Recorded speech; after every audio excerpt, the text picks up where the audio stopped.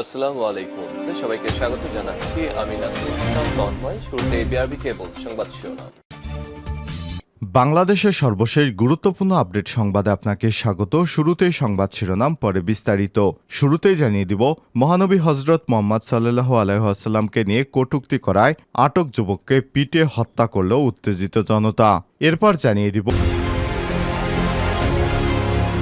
বিশৃঙ্খলা রোধে কঠোর সরকার, পোশাক কারখানা খুলছে আজ।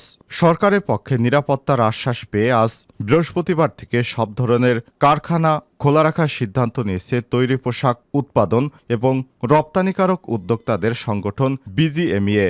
গত কয়েকদিনের মতো গতকাল বুধবারও পোশাক শিল্পে অধ্যুষিত এলাকায় বিক্ষোভ ভাঙচুর হলে অন্তত 167টি প্রতিষ্ঠান ছুটি ঘোষণা করে কর্তৃপক্ষ। এরপর রাতে যৌথ বাহিনীর আশ্বাসে তারা আজ থেকে পোশাক কারখানা খুলে রাখার সিদ্ধান্ত নিয়েছে।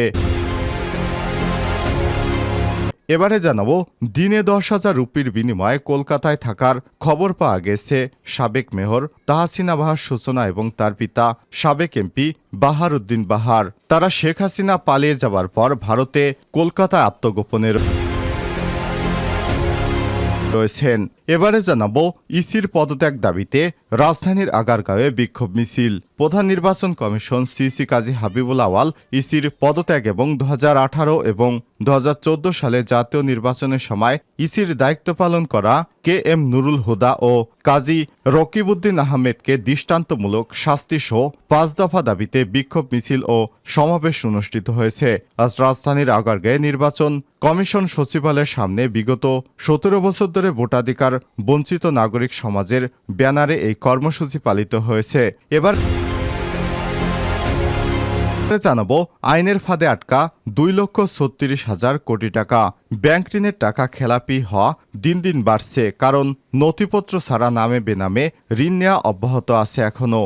এসব ঋণ আদায়ে অর্থঋণ আদালতের দ্বারস্থ হচ্ছে ব্যাংকগুলো। এই আদালতের বিচারাধীন মামলায় আটকে থাকা টাকার পরিমাণ দিন দিন বাড়ছে। বাংলাদেশ ব্যাংকের আইন বিভাগের এক প্রতিবেদনে সব তথ্য পাওয়া গেছে। তারা বলছে, এ পর্যন্ত 2,27,593টি অর্থঋণ আদালতে মামলা হয়ে ঝুলে রয়েছে। গত মাস শেষে দেশে 60টি ব্যাংকের অর্থঋণ প্রায় 2,36,489 কোটি টাকা। 3 মাস আগে গত বছরের ডিসেম্বরে মামলার সংখ্যা ছিল 2,06,584টি। এর বিপরীতে জড়িত অর্থের পরিমাণ ছিল 2,26,292 কোটি টাকা। এবং সর্বশেষ জানিয়ে দিব, যুক্তরাষ্ট্রের লাল তালিকায় বাংলাদেশের নাম। মার্কিন নাগরিকদের জন্য ঝুঁকিপূর্ণ দেশের তালিকায় যুক্ত হয়েছে বাংলাদেশের নাম। এই তালিকায় এখন রয়েছে 21টি দেশ। তালিকাভুক্ত দেশগুলোতে ভ্রমণে মার্কিন নাগরিকদের জন্য রেড অ্যালার্ট জারি করা হয়েছে। প্রিয় দর্শক, এতক্ষণ শুনছিলেন সংবাদ শিরোনাম, এবারে বিস্তারিত। তবে তার আগে বন্ধুরা, অনুরোধ থাকবে এই সংবাদটিতে একটি লাইক দিন। এই চ্যানেলে আপনি নতুন হয়ে থাকলে আমাদের সংবাদটি দেখতে দেখতে চ্যানেলটি সাবস্ক্রাইব করে রাখুন। কমেন্ট করে আপনার মূল্যবান মতামত জানিয়ে দিন বন্ধুরা, আপনি বিশ্বের কোন দেশ থেকে বা বাংলাদেশের কোন স্থান থেকে আমাদের সংবাদটি দেখছেন এবং শুনছেন। মহানবীকে নিয়ে কটূক্তি করায় আটক যুবককে পিটে হত্যা করল উত্তেজিত জনতা। মহানবী হজরত মোহাম্মদ সাল্লাল্লাহু আলাইহি ওয়াসাল্লামকে নিয়ে কটূক্তি করায় খুলনায় উৎসব মণ্ডল নামে এক যুবককে পিটে হত্যা করেছে উত্তেজিত জনতা। গত রাত 12:15টার দিকে নগরীর সোনাডাঙ্গা আবাসিক এলাকায় দুর্ঘটনা ঘটে। খুলনা মেট্রোপলিটন পুলিশের ডেপুটি কমিশনার সাউদ মোহাম্মদ তাজুল ইসলাম এসব তথ্য নিশ্চিত করেছেন।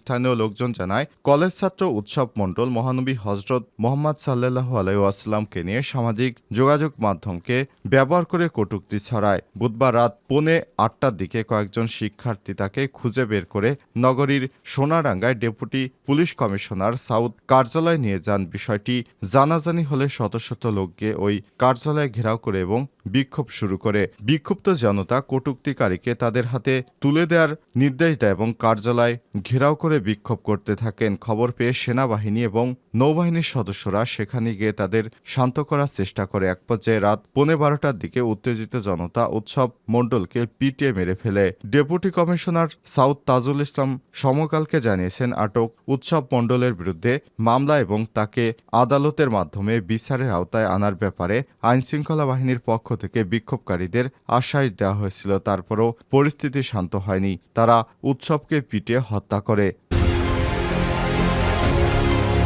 বিশৃঙ্খলা রোধে কঠোর সরকার পোশাক কারখানা খুলছে আজ।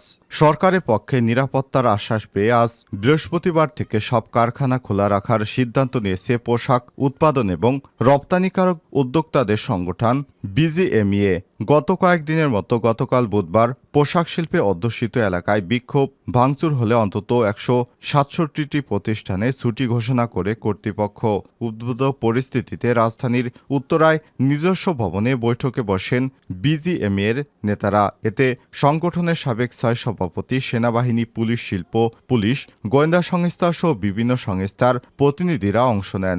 বৈঠকে যৌথ বাহিনী শৃঙ্খলা রোধে কঠোর অবস্থানের আশ্বাস দিলে তারা আজ থেকে কারখানা খোলার নির্দেশ দেন। পরে সংবাদ সম্মেলনে বিজিএমইএর সভাপতি খন্দকার রফিকুল ইসলাম বলেন, সেনাবাহিনীর নেতৃত্বাধীন যৌথ বাহিনী থেকে আমাদের সর্বোচ্চ নিরাপত্তা দেওয়ার আশ্বাস দেওয়া হয়েছে। প্রয়োজনে বিশৃঙ্খলাকারীদের গ্রেপ্তার করবে তারা। পোশাক মালিকেরা আশ্বস্ত হয় বৃহস্পতিবার থেকে অভিযোগ সব কারখানা খোলা রাখা হবে। এদিন শিল্প এলাকায় সেনাবাহিনী টহল দিয়েছে। যৌথ বাহিনীও হলেও ছিল না গ্রেপ্তারের ক্ষমতা, কিন্তু আজ থেকে তারা গ্রেপ্তার করবে।